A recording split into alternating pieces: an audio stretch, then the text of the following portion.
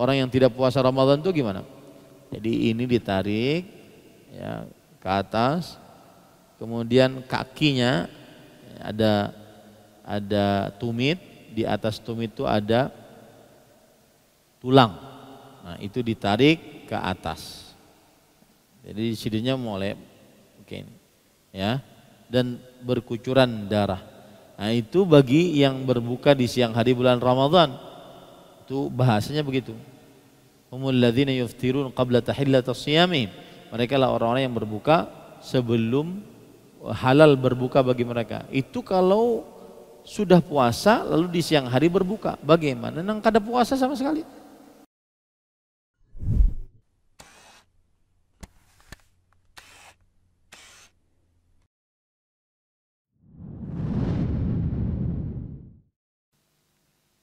Assalamualaikum warahmatullahi wabarakatuh.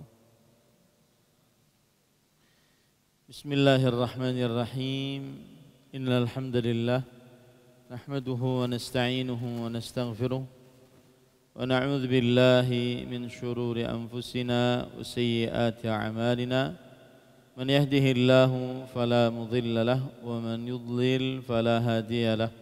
وأشهد أن لا إله إلا الله وحده لا شريك له وأشهد أن محمدا عبده ورسوله يا أيها الذين آمنوا اتقوا الله حق تقاته ولا تموتن إلا وأنتم مسلمون يا أيها الناس اتقوا ربكم الذي خلقكم من نفس واحدة وخلق منها زوجها وبث منهما رجالا كثيرا ونساء واتقوا الله الذي تساءلون به والأرحام إن الله كان عليكم رقيبا يا أيها الذين آمنوا اتقوا الله وقولوا قولا سديدا يصلح لكم أعمالكم ويغفر لكم ذنوبكم ومن يطع الله ورسوله فقد فاز فوزا عظيما أما بعد فإن أصدق الحديث كتاب الله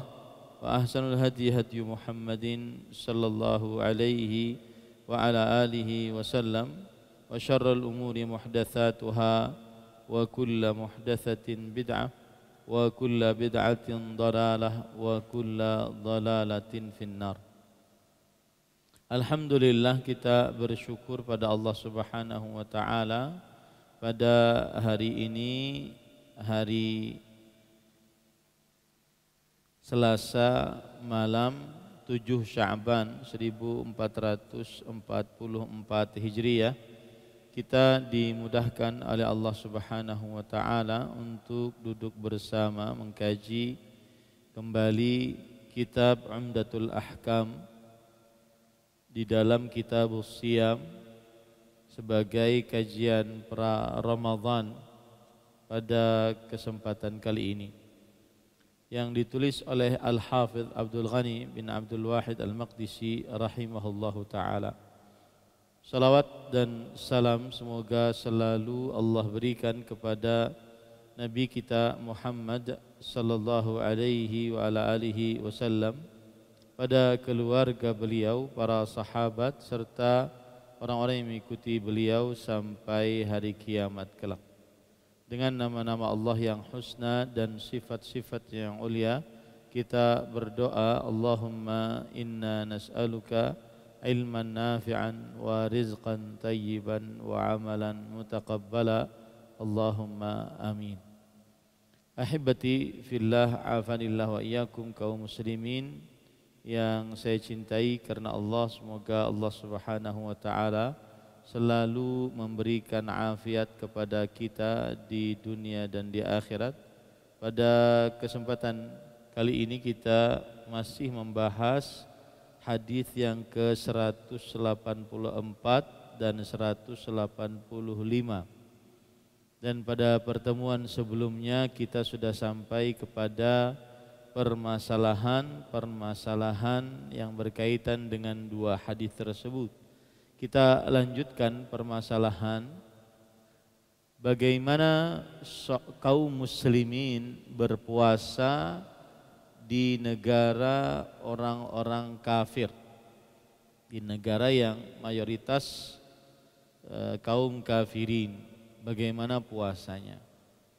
Maka dijawab oleh Al-Imam Muhammad bin Salih Al-Utsaimin rahimahullah, ulama Islam abad ke-15 Hijriah ini, di dalam kitab beliau Asy-Syarhul Mumti', beliau mengatakan al-aqalliyatu fil al-islamiyatu fid duwalil kafirah in kana hunaka rabitah aw maktab aw markaz islami fa innaha ta'malu biqaulihim wa idza lam yakun kadzalik fa innaha takhayyar wal ahsan an tatba'a aqraba baladin ilaiha, yang artinya kaum muslimin minoritas di negara-negara kafir, jika mereka memiliki semacam perkumpulan atau markas Islam, maka mengamalkan apa yang difatwakan oleh mereka. Jika tidak ada, maka ia memilih. Maksudnya memilih negara yang dia ingin pilih dari negara-negara muslim, dan lebih baik lagi dia mengikuti negara yang paling dekat dengan negaranya dari negara-negara kaum muslimin. Nah, kemudian ahibati fillah, afanillah wa iyyakum. Permasalahan selanjutnya adalah jika tidak terlihat hilal bulan Ramadan karena awan yang tebal, apa yang harus dilakukan? Maka jawabannya, pendapat yang kita kuatkan dalam pertemuan ini adalah pendapat jika hilal bulan Ramadan tidak terlihat dikarenakan ada awan yang tebal, wajib untuk menyempurnakan jumlah bilangan hari bulan Sya'ban menjadi 30 hari. Baru setelah itu mereka berpuasa, dan ini hukumnya wajib. Dan ini adalah pendapat jumhur ahli fikih, di antaranya Imam Malik, Imam Abu Hanifah, Imam Syafi'i, dan para ulama-ulama pengikut mereka. Imam An-Nawawi rahimahullahu ta'ala berkata dalam hal ini, huwa qaulu jumhuris salafi wal khalaf. Dia adalah pendapat dari jumhur, yang mayoritas para ulama salaf dan khalaf, yaitu ulama salaf yang berakhir pada tahun 257 Hijriah, dan kemudian setelahnya disebut dengan ulama khalaf. Dalil mereka adalah hadis riwayat Imam dari hadis sahabat Nabi Abu Hurairah radhiyallahu an, riwayat Imam Bukhari, wa in ghubbiya alaikum fa akmilu iddata sya'bana 30. Jika tertahan pandangan kalian atas hilal karena banyak awan, maka sempurnakanlah jumlah hari bilangan bulan jumlah hari bulan Sya'ban menjadi 30 hari. Kemudian di dalam riwayat yang lain, yaitu fa'akmilul iddata 30, maka sempurnakanlah jumlah bilangan menjadi 30. Jumlah bilangan di sini maksudnya adalah bilangan bulan Sya'ban. Nah, kemudian ahibati fillah, jika keadaan tidak mendung tetapi keadaan cerah, tapi tidak terlihat hilal, memang tidak terlihat, lalu bagaimana? Maka berkata Al-Hafidh Ibnu Hajar Al-Asqalani rahimahullah dalam kitab beliau Fathul Bari, dari Ibnul Munzir, beliau berkata, "Shaumu yaumi 30 min Sya'ban idza lam yural hilalu ma'as sahwu la yajibu bi ijma'il ummah wa qad sahha an aktsari sahabati wat tabi'in karahatuhu." Artinya berpuasa 30 hari dari bulan Sya'ban jika tidak terlihat hilal dalam keadaan terang, maka ini tidak wajib. Artinya tidak wajib menyempurnakan jumlah bilangan 30 kalau tidak terlihat hilal dalam keadaan terang. Dan ini dengan ijma' para ulama. Dan inilah pendapat yang sahih dari kebanyakan para sahabat dan para tabi'in, bahwa mereka memakruhkan untuk tetap berpuasa pada tanggal 30 Sya'ban jika hilal tidak terlihat dan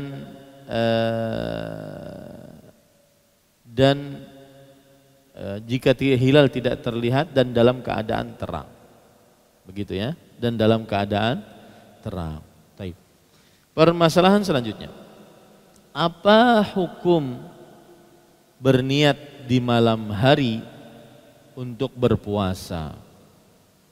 Maksudnya di sini adalah berpuasa apapun itu, puasa wajib atau puasa sunnah. Maka patut diperhatikan para ikhwan yang dirahmati oleh Allah Subhanahu wa taala, niat yang dimaksud di sini adalah cukup dengan bermaksud. Niat yang dimaksud di sini adalah cukup dengan bermaksud di dalam kalbu. Dia bertekad di dalam kalbunya untuk berpuasa. Kapan terbesit di dalam kalbunya di malam hari bahwa besok adalah Ramadan dan ia akan berpuasa, maka berarti dia telah berniat. Niat tidak mesti harus diucapkan dan tidak ada syariat yang memerintahkan untuk mengucapkan. Akan tetapi jika sudah terbesit di dalam kalbunya bahwa dia berniat besok Ramadan dia puasa, maka dia disebut berniat. Nah, apa hukum meletakkan niat, membesitkan niat di dalam kalbu di malam hari untuk puasa Ramadan atau puasa selain Ramadan, pokoknya puasa begitu ya.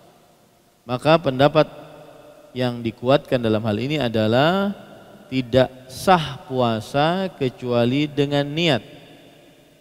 Tidak sah puasa kecuali dengan niat. Baik itu puasa wajib atau puasa sunnah. Ya, baik itu puasa wajib atau puasa sunnah.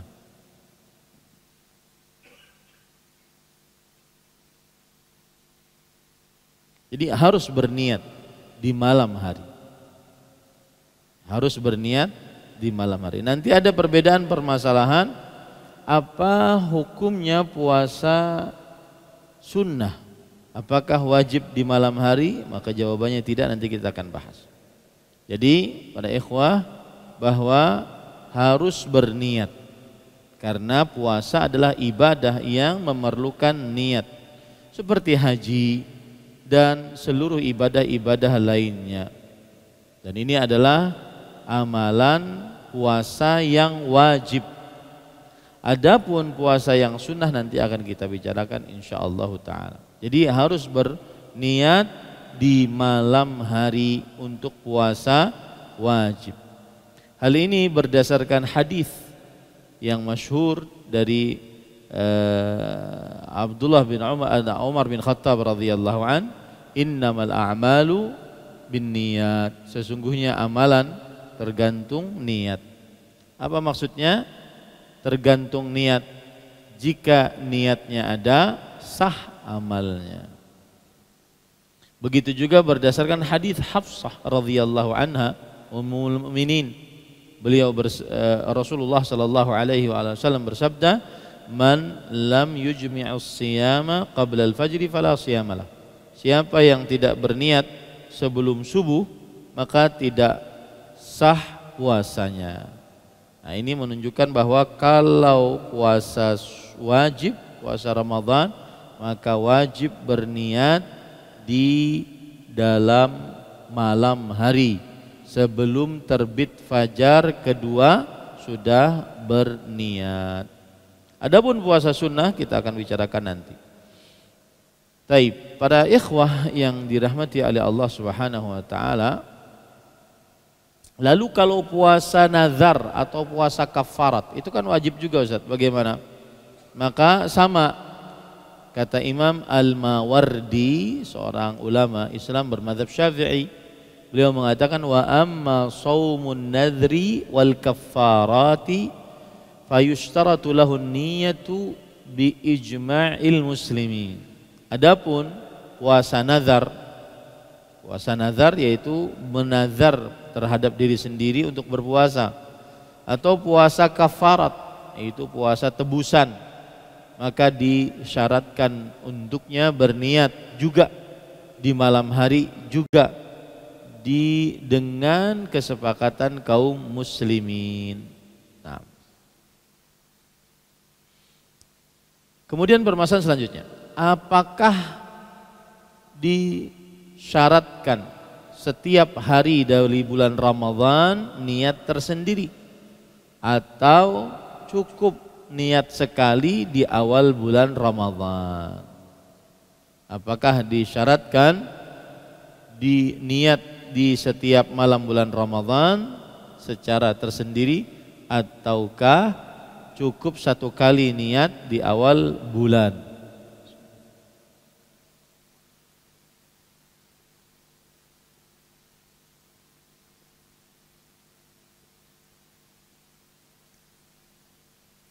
Baik, perlu diketahui bahwa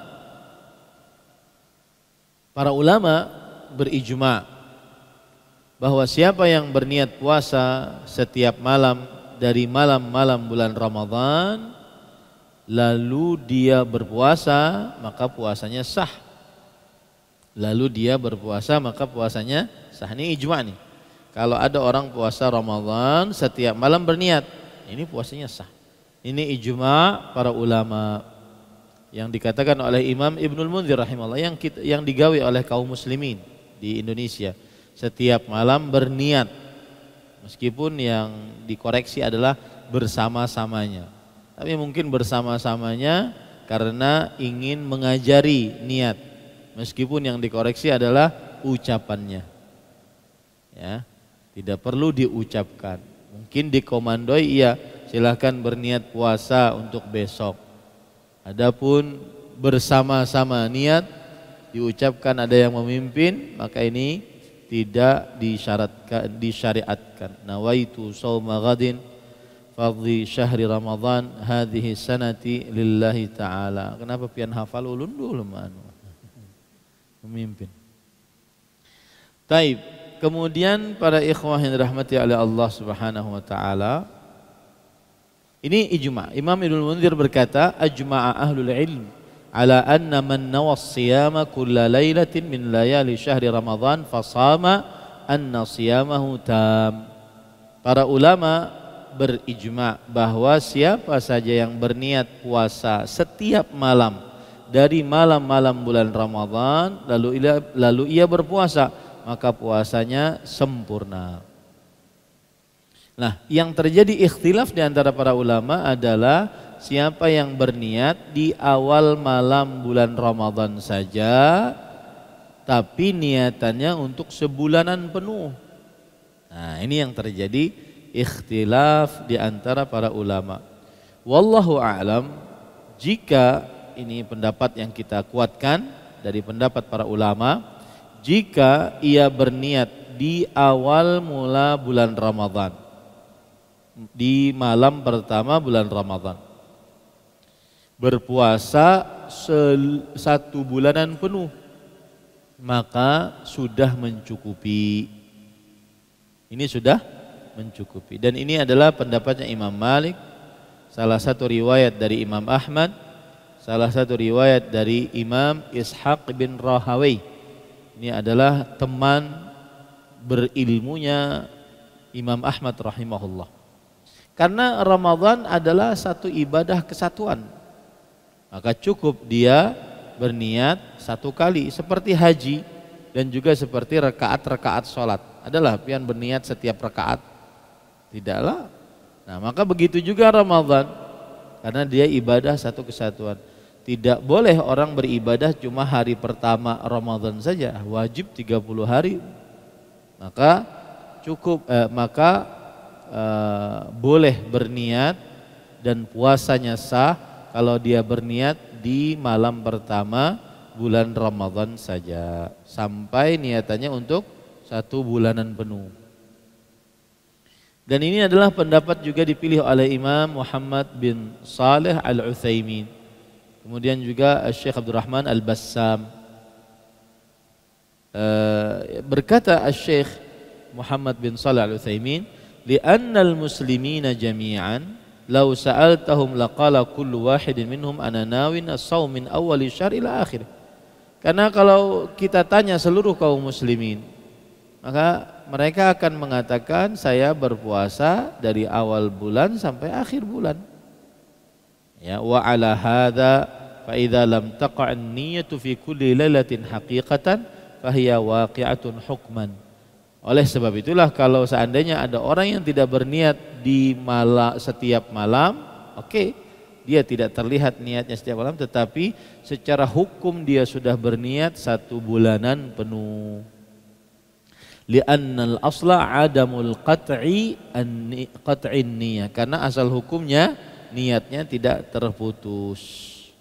Ya, ini para ikhwan yang dirahmati oleh Allah Subhanahu wa taala. Taib, kalau terputus dengan safar atau kalau haid atau kalau nifas, maka wajib baginya untuk memperbaharui niatnya. Terputus dengan sakit misalkan, wajib untuk memperbaharui niatnya. Taib, para ikhwan yang dirahmati oleh Allah Subhanahu wa taala. Bolehkah berniat puasa sunnah di siang hari? Ataukah puasa sunnah wajib berniat di malam hari? Bolehkah berniat puasa sunnah di siang hari? Ataukah wajib di malam hari seperti puasa Ramadan? Maka jawabannya terjadi ikhtilaf di antara para ulama, dan kita menguatkan pendapat bahwa sah boleh berniat di siang hari sebelum matahari condong ke arah barat. Artinya masuk waktu zuhur, selama belum makan, minum atau memasukkan sesuatu ke dalam mulutnya yang bisa membatalkan puasa. Ini kalau seandainya jam 7 belum ada niat puasa Senin, jam 8 pina koler makan, puasa jegin dah. Nah ini boleh, tidak mengapa. Dan ini pendapatnya Abdullah bin Mas'ud, Hudzaifah, Talha, Mu'ad, Abu Darda, Abu Hurairah, Abu Ayyub, Abdullah bin Abbas radhiyallahu anhum ajma'in. Ya. Dan ini adalah pendapat kebanyakan para sahabat Nabi radhiyallahu anhum. Dan ini juga pendapat Imam Abu Hanifah, Imam Ahmad, kemudian juga pendapat Imam Sa'id bin Musayyab seorang tabi'i, kemudian Ibrahim bin Yazid An-Nakha'i seorang tabi'i, kemudian dikuatkan juga oleh Imam Ibnu Taimiyah rahimahullahu taala. Bahkan beliau mengatakan walau setelah zuhur pun boleh berniat. Ya. Wah. Kemudian yang tadi mengatakan jam 7 belum makan, jam 8 koler makan. Pina kuat aja awak. Puasa gini aku jangan. Nang higa, kamu puasa kah? Aku puasa juga. Jangan higa. Makanya kamu makan tadi. Oh iya, aku sudah makan. Ya, kalau makan tidak boleh. Ya. Nah ini para ikhwan dirahmati oleh Allah Subhanahu Wa Taala. Dan bahkan Syekhul Islam Ibnu Taimiyah rahimahullah setelah mengatakan setelah zuhur pun boleh berniat untuk niat puasa sunnah. Dan ini adalah salah satu pendapat Imam Ahmad, salah satu pendapat Imam Asy-Syafi'i, dan salah satu pendapat Abdullah bin Mas'ud, Sa'id bin Musayyab, dan yang lain-lainnya. dengan dalil bahwa amara Nabi sallallahu alaihi wasallam rajulan min aslam an adzin fin nas anna man akala falyasum baqiyata yaumi wa man lam yakun akala falyasum fa innal yauma yaumu Asyura. Bahwa Nabi Muhammad sallallahu alaihi wasallam memerintahkan seseorang dari keturunan Aslam untuk menyuarakan di tengah manusia bahwa siapa saja yang sudah makan maka hendaklah dia menahan sisa harinya, berpuasa maksudnya. Dan siapa yang belum makan hendaklah dia berpuasa. Sesungguhnya hari ini adalah hari Asyura. Hari ini adalah hari Asyura. Dan Nabi Muhammad sallallahu alaihi wasallam pernah mendatangi Aisyah radhiyallahu anha, "Indaki syai?" Wahai Aisyah, adakah sesuatu yang bisa dimakan? Kata Aisyah radhiyallahu anha, "La, tidak." Maka kemudian beliau mengatakan, "Fa inni shaim." Kalau begitu aku sedang berpuasa. Ya, aku sedang berpuasa. Taib, para ikhwan yang dirahmati oleh Allah Subhanahu wa taala, hukum penetapan niat pada puasa wajib. Hukum penetapan niat pada puasa wajib. Wajib menetapkan niat di setiap puasa wajib. Apa itu menetapkan niat? Meyakini bahwasanya dia besok berpuasa Ramadan, atau meyakini bahwasanya dia besok mengqadha puasa Ramadan, atau meyakini bahwasanya dia besok membayar puasa, membayar kafarat dengan puasa, atau meyakini bahwasanya dia besok puasa nazar. Nah, ini wajib ya, harus ada niat di dalam hati seperti itu. Dan ini adalah pendapat Imam Malik, Imam Asy-Syafi'i, Imam Ishaq ibn Rahawai, Imam Dawud Al-Zahiri, Imam Ibn Hazm, dan salah satu riwayat dari Imam Ahmad. Karena Rasul sallallahu alaihi wasallam bersabda, "Innamal a'malu binniyat wa innamal likulli imri'in ma nawa." Taib. Nah, sekarang hukum menetapkan niat untuk puasa sunnah wajib tidak? Apa hukumnya? Maka perhatikan perkataan Imam An-Nawawi dalam kitab Al-Majmu' Syarhul Muhadzab. Wa amma shaumut tatawwu' fa yasihhu bi niyyatin mutlaqis shaum kama fi shalah hakadza atlaqahu al-ashab. Adapun puasa sunnah maka sah hanya dengan niat puasa secara mutlak. Ya. Niat puasa secara mutlak, tidak ditetapkan, tidak ditentukan puasanya. Pokoknya esok aku puasa. Nah, itu namanya mutlak, niat mutlaqus shaum, niat mutlaqus shaum, niat puasa secara mutlak. Ya.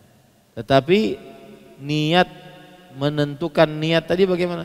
Besok aku puasa Ramadan. Tapi di dalam hati ya.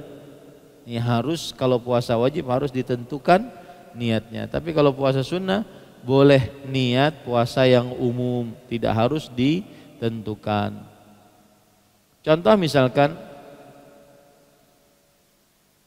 puasa sunnah macam-macam.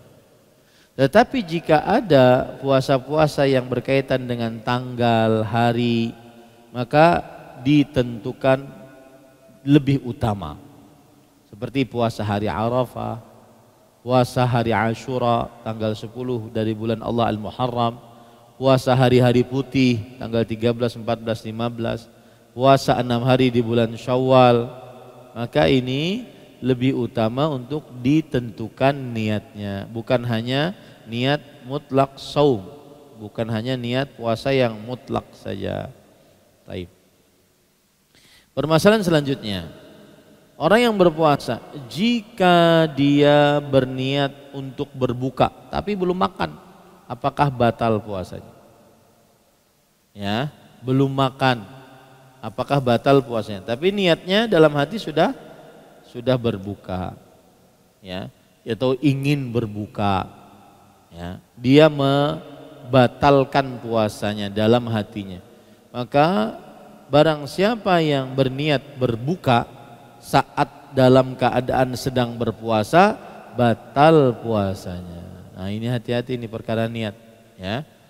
Dan ini adalah pendapat mazhab Malik, mazhab Hambali, dan pendapat dari salah satu sisi dari mazhab Syafi'i, dan juga pendapat Imam Ibn Utsaimin rahimahullahu ta'ala. Dalilnya tadi ayat hadis, innamal a'malu binniyat, amalan itu sesuai dengan niatnya. Kalau dia sudah berniat membatalkan puasa, maka batal puasanya. Kalau berniat membatalkan puasa, batal puasanya meskipun tidak makan untuk membatalkannya. Allahu a'lam. Baik, kita lanjut kepada hadis yang ke-186. An Anas bin Malik radhiyallahu anhu qala Rasulullah sallallahu alaihi wasallam tasahharu fa inna fis sahuri barakah. Anas bin Malik radhiyallahu anhu menuturkan bahwa Rasulullah sallallahu alaihi wasallam bersabda, bersahurlah karena dalam sahur terdapat berkah. Nah, para ikhwah yang dirahmati oleh Allah Subhanahu wa taala, kita bahas Anas bin Malik radhiyallahu anhu. Nama lengkapnya Anas bin Malik bin An-Nadhr Al-Ansari Al-Khazraji.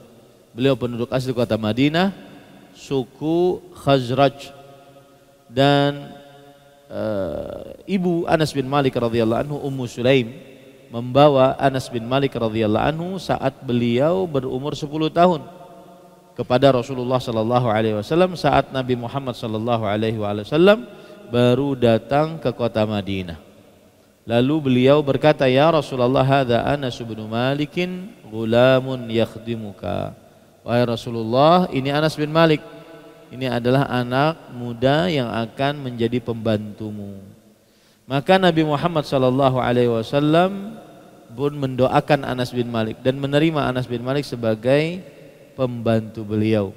Dan beliau berdoa, Allahumma akthir malahu wa waladahu wa barik lahu wa adkhilhul jannah. Ya Allah, perbanyaklah hartanya dan anaknya dan masukkan ia ke dalam surga.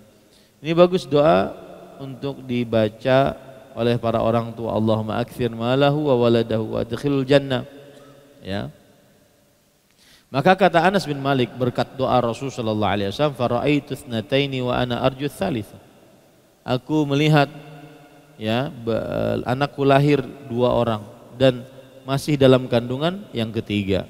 Jadi racap bininya mengeluarkan anak racap. Kemudian beliau berkata juga, waqad dufinat li sulbi siwa walada waladi mi'atan wa khamsatan mi'ah wa khamsatan wa ishrin. Telah dikubur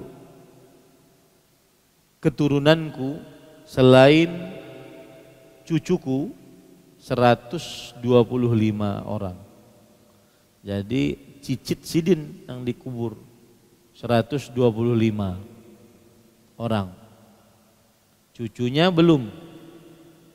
Wa inna ardi latuthmiru fis sanati marratain, dan sesungguhnya tanahku bisa berbuah selama setahun 2 kali. Dan Anas bin Malik radhiyallahu anhu terus menjadi pembantu Rasulullah sallallahu alaihi wasallam dan tinggal sepeninggal Rasul sallallahu alaihi wasallam di kota Madinah. Lalu setelah itu beliau pergi ke kota Basrah di Irak dan beliau meninggal di sana pada tahun 90 Hijriah. Dan beliau adalah sahabat Nabi yang meninggal di kota Basrah yang paling terakhir dari para sahabat Nabi radhiyallahu anhum.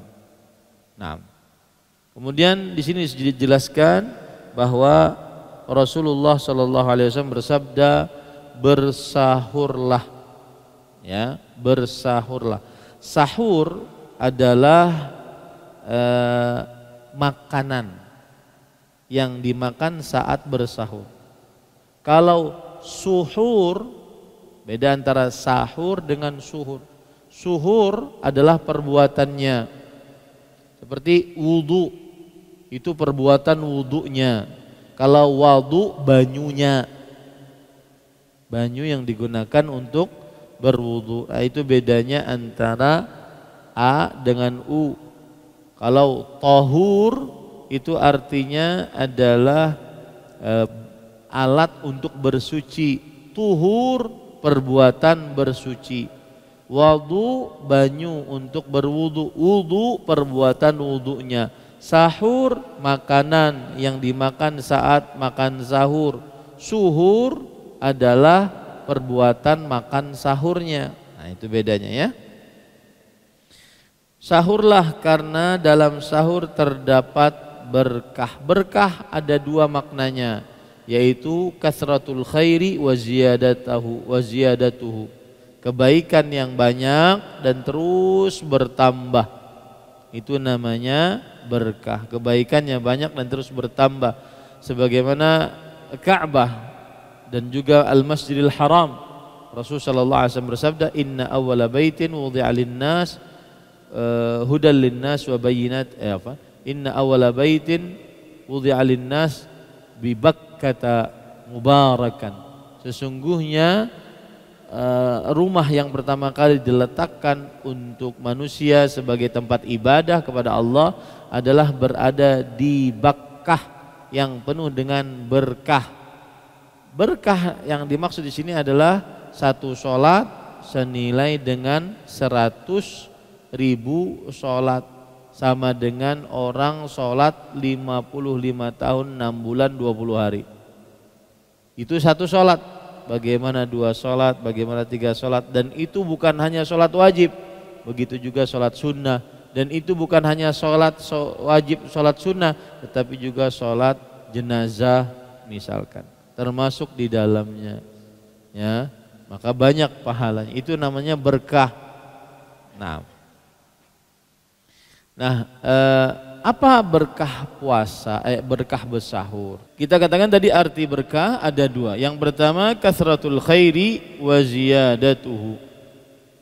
Kebaikan yang banyak dan terus bertambah. Seperti orang sholat di Masjidil Haram, kebaikannya banyak dan terus bertambah. Karena sebutkan oleh Allah dalam Al-Quran, Inna awwala baitin wudi'a lin-nas lalladzi bi Bakkata mubarakan. Sesungguhnya rumah pertama kali yang diletakkan oleh Allah Subhanahu wa taala untuk beribadah adalah yang berada di Bakkah, yaitu di Mekah, yang penuh dengan berkah. Penuh dengan berkah maksudnya adalah kebaikannya banyak dan terus bertambah. Nah, di dalam sahur juga begitu, kebaikannya banyak dan terus bertambah. Makna berkah yang lain adalah subutul khairi wa dawamuhu. Kebaikan yang tetap dan terus menerus tanpa terputus. Ya, kalau tadi banyak, kemudian kalau ini tetap dan terus menerus. Nah, apa berkahnya sahur? Dijelaskan oleh para ulama. Di antaranya Imam Ibnu Daqiqil Aid dalam kitab beliau Al-Ihkam bi fawaidi Umdatil Ahkam. Beliau mengatakan wa hadhil barakah yajuzu an ta'uda ila al-umuril ukhrawiyah. Fa inna iqamatas sunnati tujibul ajra wa ziyadatah. Artinya berkah ini boleh kembali kepada perkara-perkara akhirat. Karena bersahur adalah sunnah Rasul sallallahu alaihi wasallam, dan mendirikan menegakkan sunnah diganjar pahala. Nah, ini ya. Jadi bisa berkahnya didapatkan di akhirat, yaitu mendapatkan pahala karena sudah menegakkan sunnah bersahur.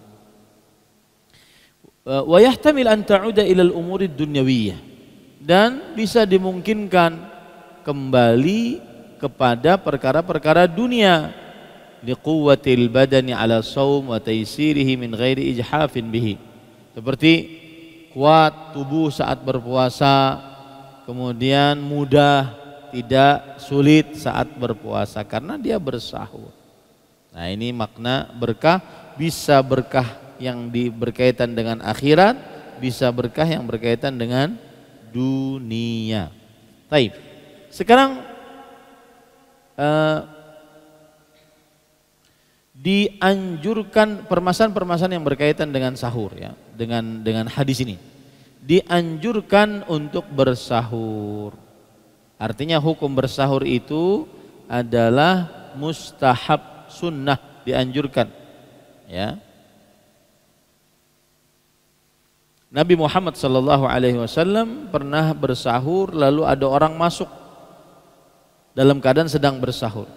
Kemudian Rasulullah SAW bersabda, innaha barakah, a'taakumullahu iyyaha fala tada'u. Sesungguhnya sahur ini adalah berkah, Allah berikan kepada kalian makan sahur, syariat makan sahur, maka jangan tinggalkan ia. Hadis riwayat Imam An-Nasa'i. Makanya Imam Ibnul Munzir berkata, ajma'u ala anna as-sahura mandubun ilaihi mustahab. Para ulama berijma' bahwa sahur itu hukumnya dianjurkan, wala itsma ala man tarakah. Tapi tidak ada dosa bagi siapa yang meninggalkannya. Enggak ada dosa bagi siapa yang meninggalkannya. Kemudian Imam Ibnu Qudamah berkata, la na'lamu bainal ulama khilafan fi istihbabih. Kami tidak mengetahui ada perbedaan di antara para ulama tentang anjuran berpuasa. Artinya ini ijma' para ulama bahwa sahur hukumnya tidak wajib tetapi apa? Sunnah. Nah.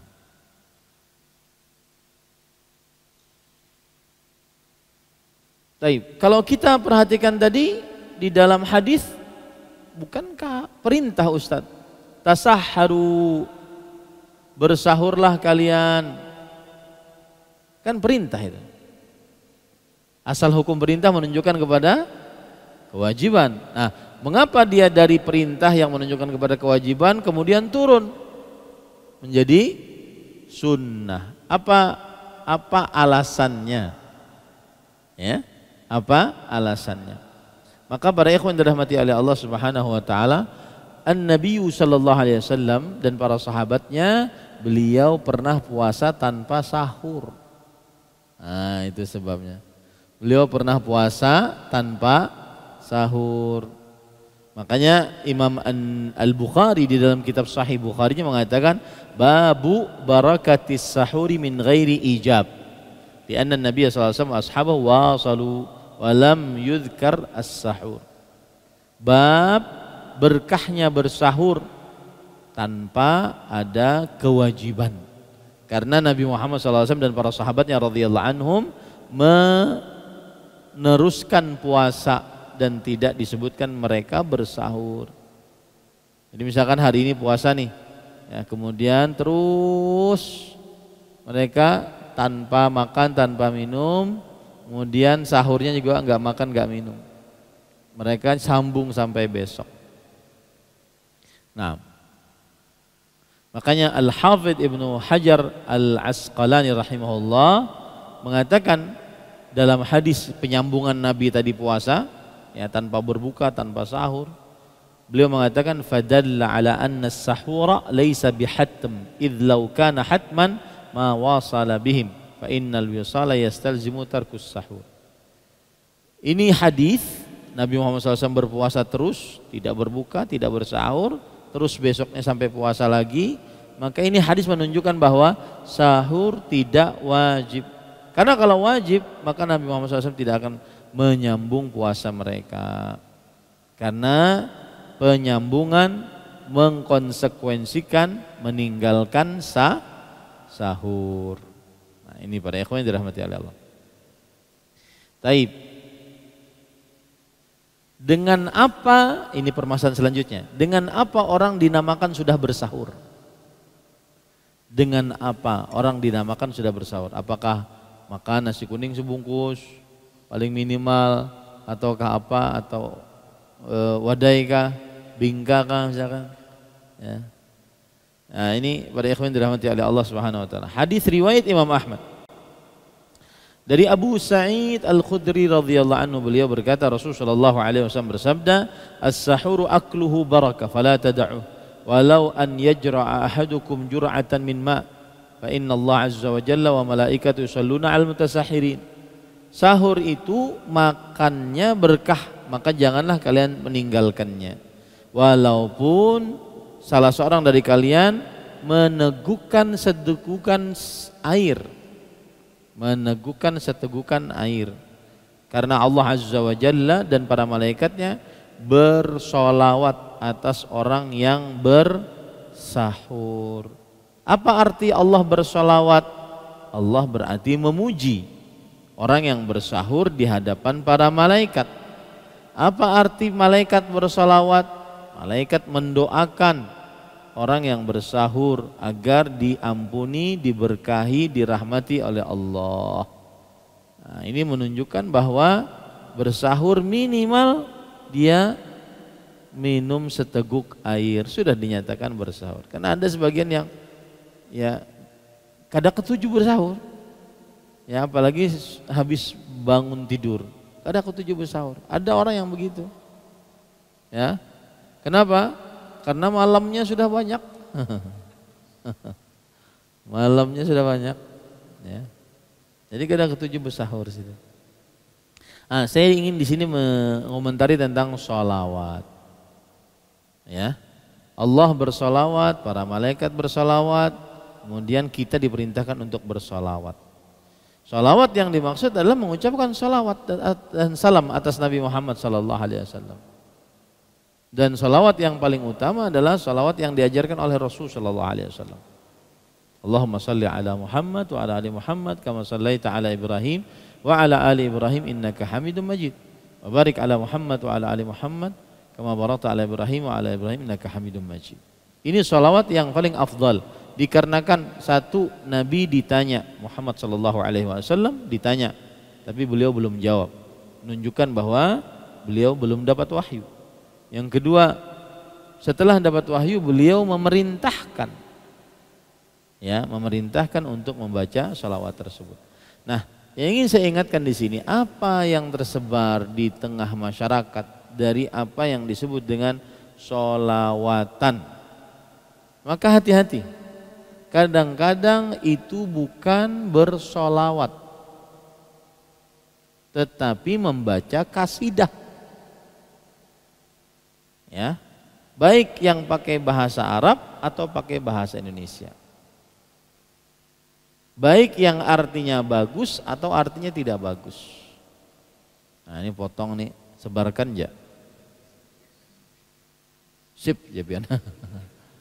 Ya, jadi bedakan antara bersolawat dengan apa yang dinamakan dengan solawatan. Karena kadang-kadang yang terjadi dengan apa yang dinamakan dengan solawatan, yang dibaca terkadang, ya saya tidak menuduh semuanya, terkadang yang dibaca bukan solawat dan salam, tetapi yang dibaca adalah kasidah-kasidah. Baik itu kasidah-kasidah yang baik isinya atau yang buruk, baik berbahasa Indonesia atau berbahasa Arab. Nah, ini ya, mudah-mudahan nasihat ini bermanfaat. Belum lagi dibarengi dengan musik dan joget. Maka ini bukan dan tidak pernah dikerjakan oleh Nabi Muhammad SAW, tidak pernah dikerjakan oleh 10 orang yang dijamin masuk surga, dan tidak pernah dikerjakan oleh para sahabat Nabi radhiyallahu anhu. Ya, jadi hati-hati. Sholawat atau berselawat ini adalah ibadah agung. Bahkan sampai saking agungnya, kalau seandainya ada orang berdoa isinya cuma sholawat, itu sudah cukup. Isinya cuma sholawat itu sudah cukup. Tidak ada minta-minta apa-apa, cuma sholawat saja sudah cukup. Kata Rasulullah SAW, kalau begitu idzan tukfahammuk, kalau begitu dicukupkan segala macam kegelisahanmu, kegundahanmu. Tapi bukan sholawatan yang terjadi sekarang, ya, yang kadang-kadang tidak ada kata sholawatnya sama sekali. Yang membuat sebagian malah lalai dari berzikir kepada Allah Subhanahu wa taala. Nah, ini patut diperhatikan dan patut disebarkan nasihat. Ini nasihat bukan mencela. Ya, nasihat. Diterima walhamdulillah, tidak diterima niatnya memberi nasihat. Dan nasihat maknanya adalah iradatul khairi lil mansuhilah. Keinginan baik untuk yang dinasihati. Kita menginginkan kebaikan. Berselawatlah dengan selawat yang disyariatkan oleh Rasulullah sallallahu alaihi wasallam. Dan jangan bawa kata selawat kalau itu membaca kasidah. Ya, tulisan besar selawatan. Tapi di dalamnya kasidah. Kasidahnya kadang berbahasa Arab, kadang berbahasa Indonesia. Kadang maknanya baik, kadang maknanya buruk. Lebih tepatnya adalah banyanyi. Lebih tepatnya menyanyi. Ya. Kadang isinya baik, kadang isinya buruk. Belum lagi ditambahi dengan musik, belum lagi ditambahi dengan joget, kemudian tebar bendera. Ya. Ini merusak citra selawat. Selawat adalah ibadah yang agung. Bahkan para ulama membuat kitab-kitab tentang selawat kepada Rasulullah sallallahu alaihi wasallam.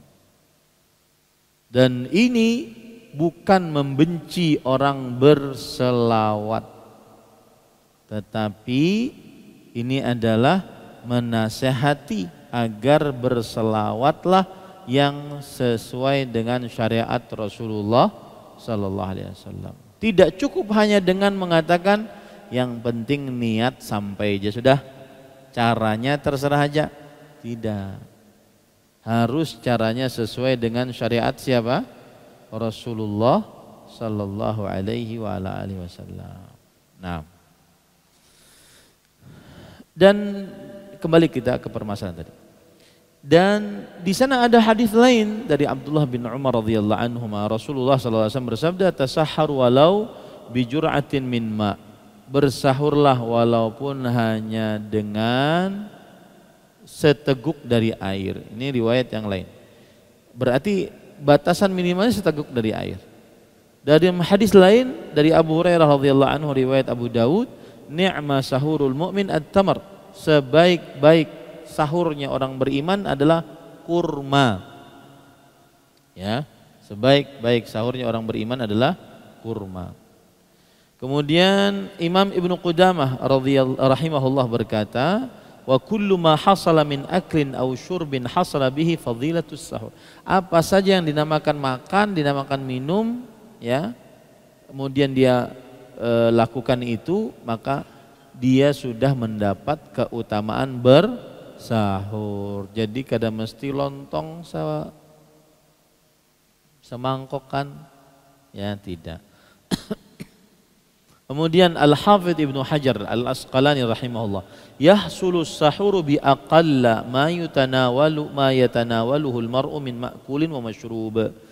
Sahur terjadi dengan apa saja yang dikonsumsi baik berupa makanan atau minuman oleh seseorang, walau hanya sedikit.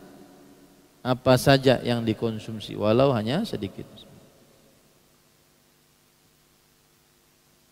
Nah, kemudian perlu diperhatikan juga, ini permasalahan selanjutnya, sahur adalah amalan khusus yang dimiliki umat Islam, umat Nabi Muhammad sallallahu alaihi wasallam. Jadi kalau kita lihat kitab-kitab suci, ada syariat-syariat yang sesuai satu dengan yang lainnya.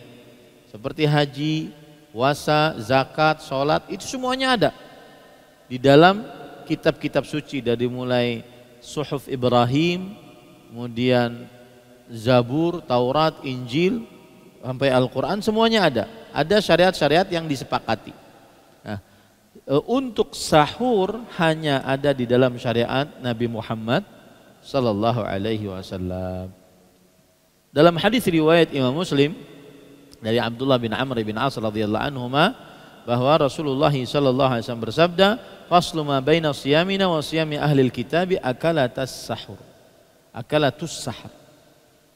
Perbedaan antara puasa kita dan puasa ahlil kitab, makan sahur. Kata Imam Al-Qurtubi ketika mensyarah hadis ini, yadullu ala anna as-sahura min khasaisi hadhil ummah wa mimma khuffifa bihi anhum.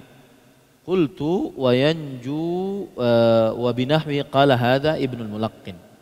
Artinya Imam Al-Qurtubi, ulama Islam abad ke-7 Hijriah, mengatakan ini menunjukkan bahwa sahur termasuk kekhususan bagi umat Islam, umat ini, dan termasuk daripada keringanan dari Allah.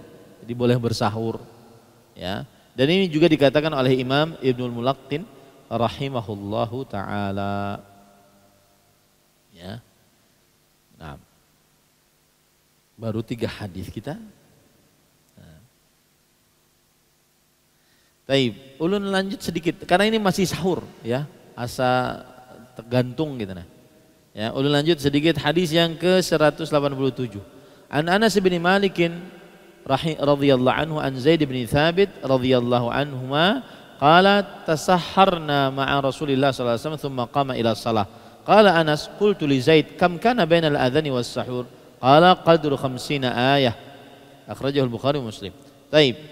Anas bin Malik meriwayatkan dari Zaid bin Thabit radhiyallahu anhu. Siapa itu Zaid bin Thabit radhiyallahu anhu? Para ikhwah yang dirahmati oleh Allah Subhanahu wa taala, Zaid bin Thabit bin Dhahhak. Zaid bin Thabit bin Dhahhak. Beliau Al-Ansari, penduduk asli dari kaum Ansar, Al-Khazraji, dari suku Khazraj. Beliau dilahirkan sebelum datangnya Nabi Muhammad SAW ke kota Madinah, sekitar 11 tahun. 11 tahun. Jadi pas Nabi datang ke kota Madinah, umur beliau hampir-hampir sama dengan siapa? Anas bin Malik, 10 tahun, 11 tahun. Kemudian lalu beliau mendatangi Nabi Muhammad SAW. Kemudian beliau membaca 17 surat dari Al-Quran. Artinya beliau sudah masuk Islam duluan. 17 surat, ya. Nah, kemudian para ikhwan dirahmati oleh Allah Subhanahu wa taala, Zaid bin Thabit pintar menulis. Kemudian beliau ikut perang Khandaq, karena ketika Nabi Muhammad SAW datang ke kota Madinah berarti beliau belum baligh. Nah, perang Khandaq tahun kelima dari hijrahnya Nabi Muhammad SAW, berarti beliau sudah baligh. Kemudian setelah itu Nabi Muhammad SAW ketika peperangan Tabuk mengambil bendera dari keturunan An-Najjar. Kemudian beliau berikan kepada Zaid bin Thabit bendera tersebut. Kemudian Rasulullah SAW bersabda, Al-Qur'anu muqaddam, yang artinya dan Al-Quran adalah yang didahulukan. Artinya beliau diangkat menjadi komando perang, pimpinan perang. Karena kenapa? Karena hafal Quran, ya. Nah, beliau termasuk orang yang diberikan tugas membagikan harta rampasan perang Al-Yarmuk, dan beliau termasuk dari ulamanya para sahabat, dan beliau termasuk dari orang-orang yang paling berilmu tentang ilmu ahli waris.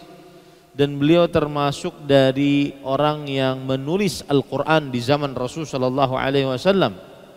Abu Bakar As-Siddiq radhiyallahu anhu berkata, innaka syabun aqilun la nattahimuka.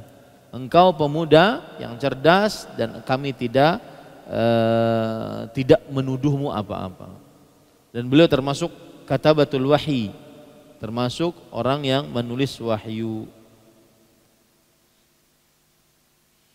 Nah, dan beliau termasuk yang diperintahkan oleh Utsman bin Affan untuk mengumpulkan Al-Quran dalam satu mushaf. Dan beliau wafat di kota Madinah tahun 45 Hijriyah. Itulah Zaid bin Thabit radhiyallahu anhu. Dan beliau berkulit hitam. Dan beliau orang yang sangat dicintai oleh Rasulullah sallallahu alaihi wasallam. Menunjukkan bahwa di dalam Islam tidak dikenal warna kulit, tidak dikenal strata pendidikan, strata ekonomi, strata sosial, tetapi yang dikenal iman dan amal. Nah, kemudian pada ikhwan yang dirahmati oleh Allah Subhanahu wa taala, dia mengatakan, yaitu Zaid bin Thabit berkata, kami pernah sahur bersama Rasulullah sallallahu alaihi wa ala alihi wasallam. Ini adalah termasuk daripada adab yang baik di dalam pengungkapan.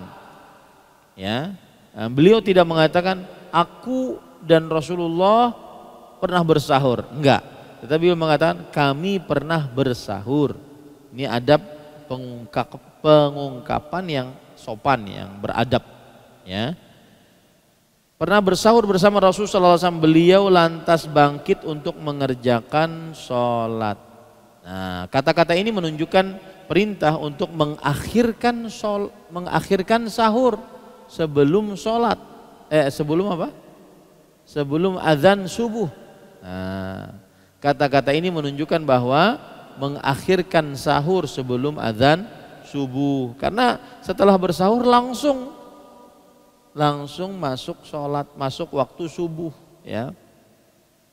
Anas lantas bertanya kepada Zaid, berapa lama tempo waktu antara azan dan sahur?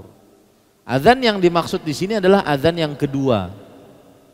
Ya, azan yang dimaksud di sini adalah azan yang kedua. Kemudian Zaid bin Thabit radhiyallahu anhu menjawab, seukuran dengan tempo untuk membaca 50 ayat. 50 ayat itu sekitar setengah juz. Satu juz itu 30 menit. Orang yang lancar, lain kayak ya, yang lancar selancar Imam Sudais. Ya. Lain yang terbata-bata, satu juz 30 menit bagi yang lancar. Maka 15 menit itu 50 ayat. Ini sekitar 15-an menit lah gitu. Antara azan subuh dengan bersahur. Nah, kita di Banjar itu sudah apa? Imsak, sudah sirene dah. Ya. Nah, ini para ikhwan dirahmati Allah. Padahal itu adalah waktu bersahur. Taib. Ada berbagai macam permasalahan yang kita bisa ambil dari hadis ini. Ya, mohon bersabar. Ini baru satu jam kita. Taib. Permasalahan pertama yaitu mana hilang.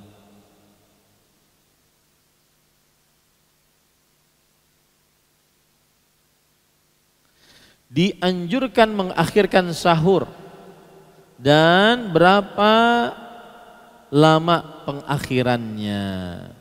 Maka tidak ada ikhtilaf di antara para ulama bahwa dianjurkan mengakhirkan sahur selama tidak dikhawatirkan masuk adzan subuh. Selama tidak dikhawatirkan masuk adzan subuh, dan dalilnya banyak sebagaimana sudah kita baca tadi. Nah, perhatikan ini baik-baik. Berkata Al-Hafidh Ibnu Rajab Al-Hambali, ini lain ulun yang mengatakan ya. Al-Hafidh Ibnu Rajab Al-Hambali, beliau ulama Islam abad ke-9 atau ke-10 Hijriah. Perhatikan baik-baik perkataan beliau. Wa minal bid'il munkarah, termasuk bid'ah yang mungkar. Jadi ulama mazhab Syafi'i itu biasa mengatakan bid'ah itu biasa.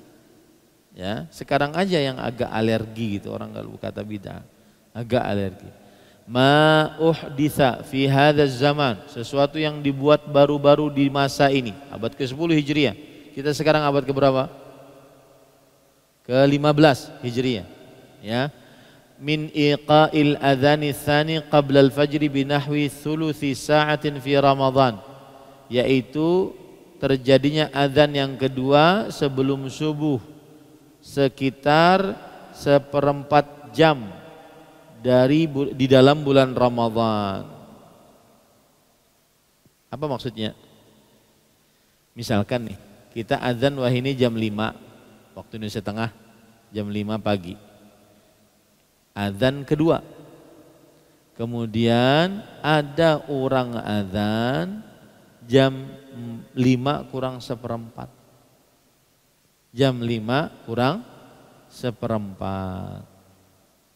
Binahwi thuluthi sa'ah fi Ramadan, di dalam bulan Ramadan. Wa itfa'il masabih allati ju'ilat alamatan li tahrimil akl wasyurbi ala man yuridu siyam, dan dimatikan lampu yang merupakan tanda untuk diharamkan makan dan minum bagi siapa yang ingin berpuasa. Za'man mimman ahdatsahu annahu lil ihtiyati fil ibadah. Ya, ini dikira bagi siapa yang mengerjakannya adalah sikap hati-hati dalam ibadah. Jadi 15 menit sebelum apa? Sebelum azan kedua sudah mulai dimatii lampu, ya, menandakan waktu bahwa ayo cepat-cepat berhenti sahurnya, agar kita hati-hati jangan sampai masuk waktu azan kita masih bersahur. Wala yu'lam bidzalika illa ahadun nas, dan tidak mengetahui akan hal itu kecuali sebagian orang saja. Waqad jarrahum dzalika ila ansaru la yu'adzinun illa ba'dal ghurubi bidarajah, dan ini membuat mereka tidak mengumandangkan azan kecuali setelah terbenam beberapa saat. Litamkinil waqt za'amu fa akharul fitra wa ajjalus sahur, karena agar mendapatkan waktu kata mereka, sehingga mereka mengerjakan dua kesalahan, mengakhirkan berbuka dan menyegerakan bersahur, ya. Wa khalafus sunnah, dan ini berbeda dengan sunnah. Falidzalika qalla anhumul khair wa kathura fihimus syarr wallahul musta'an. Lihat subhanallah. Oleh sebab itulah sedikit di tengah mereka kebaikan dan banyak di tengah mereka keburukan. Ya. Karena mengakhirkan sahur itu sunnah Rasul yang mendatangkan kebaikan, menyegerakan berbuka itu sunnah Rasul yang mendatangkan kebaikan. Siapa yang menyelisihinya berarti datang keburukan. Menyegerakan bersahur dan mengakhirkan berbuka. Nah, ini hati-hati para ikhwan yang dirahmati oleh Allah. Baik, cukup gin sudah. Pian pina uyuh dah. Ya. Kita lanjutkan nanti tentang sahur. Belum selesai itu sahurnya ya. Ada yang bertanya? Tafadhal. Atau tidak? Budikan langsung kita. Oh banyak, Masya Allah. Mohon dijelaskan lagi tentang kalau hilal tidak terlihat di 29 Sya'ban sedangkan cuaca cerah, apakah besoknya puasa atau tidak? Maka sebagaimana sudah disebutkan tadi, bahwa tidak wajib untuk tidak puasa. Tidak wajib untuk aturan kan berpuasa ya, kalau tidak terhilat ya, aturan kan berpuasa, maka ini disebut dengan hari syak, tidak wajib untuk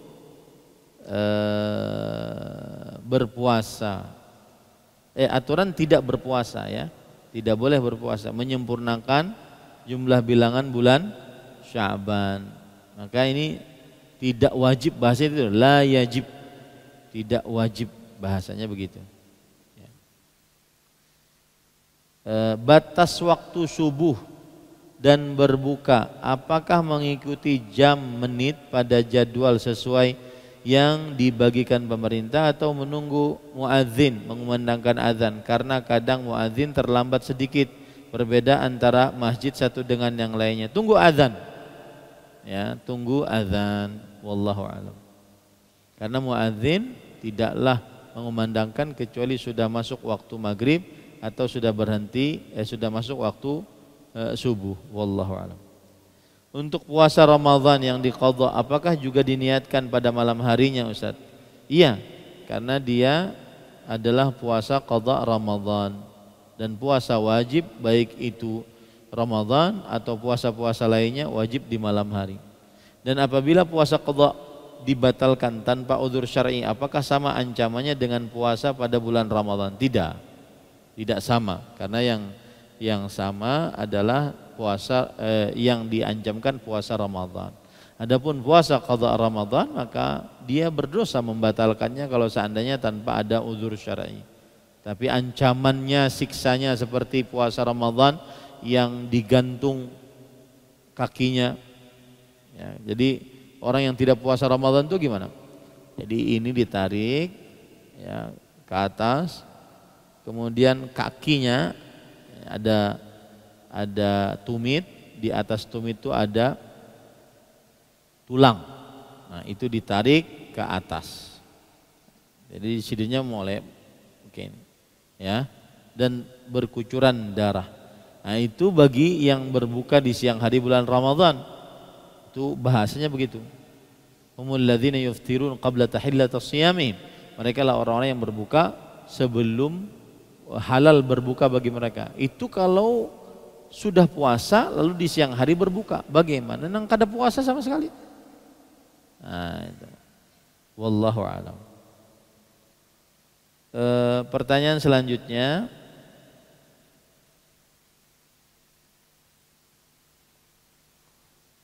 mengenai larangan safar bagi perempuan tanpa mahram. Apakah larangan ini bersifat mutlak, semisal dari jarak safar atau jangka waktu safar? Apa maksudnya bersifat mutlak? Semisal dari jarak safar. Safar adalah yang wajib perempuan bermahram, yaitu safar yang di dalamnya dia mengqashar salat. Safar yang di dalamnya dia apa? Mengqashar salat. Maka ini wajib untuk bermahram. Ya. Atau jangka waktu safar.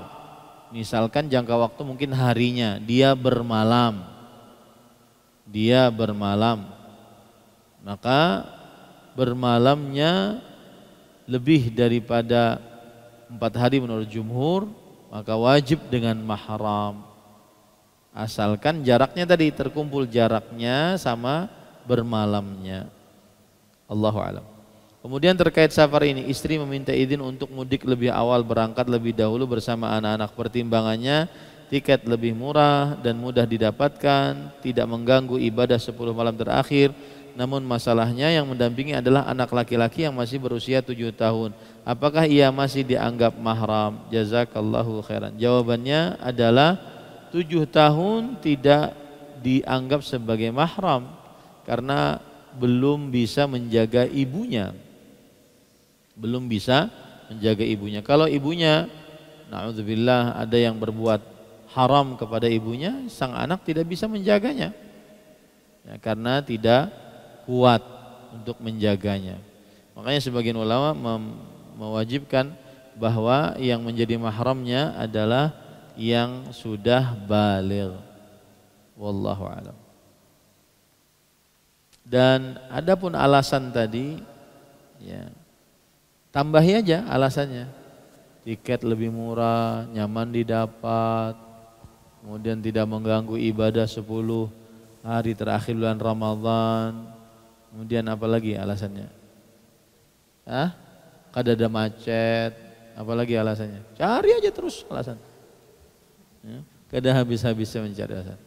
Maka ikuti sunnah Rasul, niscaya akan dapat kebaikan. Dan hati-hati yang menyelisih sunnah Rasul, niscaya dia ditimpa keburukan. Kita tidak tahu.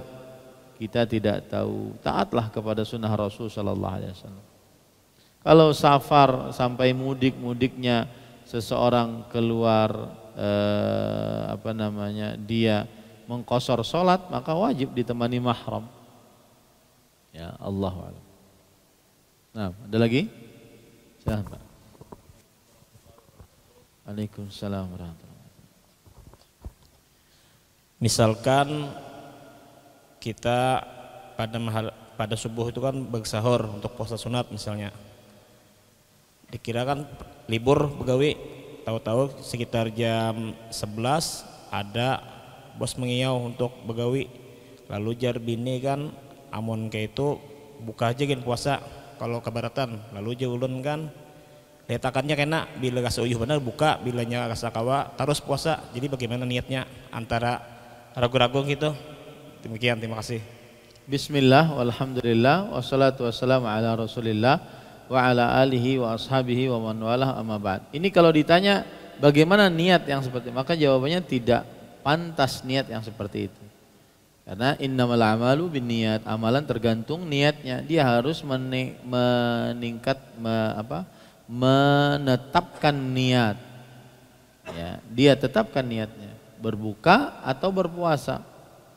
Tetapi kalau digantung seperti itu maka itu tidak dibenarkan. Kenapa? Karena tidak menetapkan niat, harus menetapkan niat. Wallahu a'lam. Nah, yang lain? Nah. Bismillah. Bagaimana Ustadz afdolnya untuk muadzin saat Ramadan itu Ustadz? Apakah mendahulukan azan dulu atau dia membatalkan dulu Ustadz? Jazakallah khair. Bagus pertanyaannya. Bismillah, walhamdulillah. Bagi muadzin maka dia berhak untuk berbuka terlebih dahulu, tetapi ta'jilan, satu buah kurma misalkan sebagai pembuka dia, baru setelah itu azan. Ya, jangan makan besar, nasi kuning dulu madangi orang azan sini sudah kenyang. Ya, ta'jilan dulu baru setelah itu azan. Wallahu a'lam. Nah. Ada lagi?